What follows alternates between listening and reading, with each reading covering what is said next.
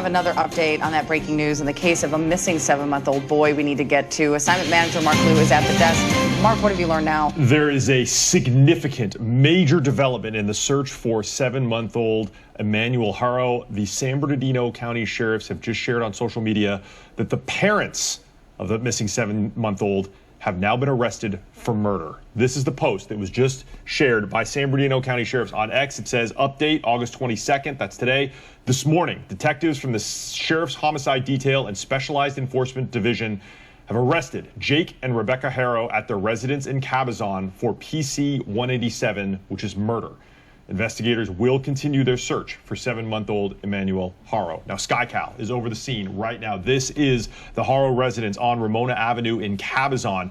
We see down there a San Bernardino County Sheriff's investigator with gloves on going through what appears to be debris or garbage at the rear of the structure.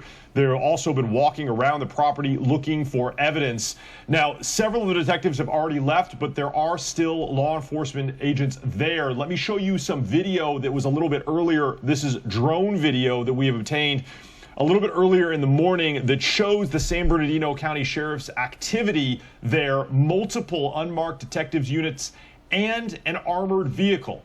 We now know that both parents, Rebecca and Jake Haro, have been taken into custody. The charge, murder. The search for their 7-month-old son still continuing. Now, this investigation has significantly changed in the last several days. It started last Thursday, August 14th, when Rebecca Haro said she was changing 7-month-old Emmanuel's diaper behind a Big Five sporting goods store in Yucaipa when she alleges someone came up from behind her, struck her in the head, and when she woke up, her baby boy was gone. Now, the sheriffs immediately investigated, but they have since changed the status of this investigation from a kidnapping to a critical missing child investigation. The family's pickup truck was taken for evidence, but we can now confirm this has turned into a murder investigation while they continue to look for 7-month-old Emmanuel Haro. I'm going to stop it right there. Stevie Wonder saw this arrest coming a mile away. I'm just surprised, quite honestly, give me a second, that it took this long, because the police were already saying that they found surveillance footage, and it's in a developing case where, you know, a case is developing and all the updates are fluid. Is really a smart thing that the cops don't really reveal too much of what they know, because it gives both of the suspects a chance to get together and make up a story, which is why they always try to question one person away from the other co-conspirator, so that way to see if their stories match up.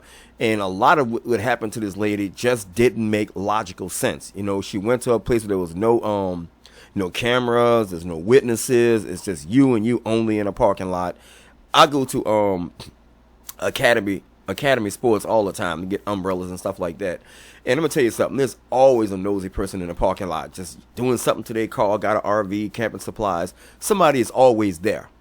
I don't know how, you know, she thought this was going to turn out, but, you know, it goes without saying that whenever there's an investigation and children are involved, the parents or the significant other or the guardian is pretty much always based on science, the number one person of interest until they can rule them out.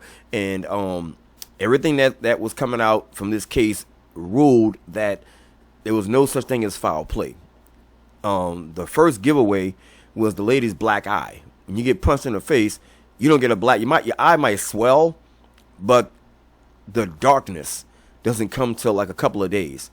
Okay, so you'll have a red mark on your cheek, but her black eye was already like well set in, and it's coming out now from everybody that this man, the husband, almost beat his first child almost to death, and how he's out of jail based on that alone is a mystery to me. I don't know who this dude lawyer is, or what kind of legal protection this guy had going in, or what kind of, you know, legal representation he had, but he shouldn't have never got out of jail for this. The child is on life support, and it's completely immovable. The child is the first baby I'm talking about.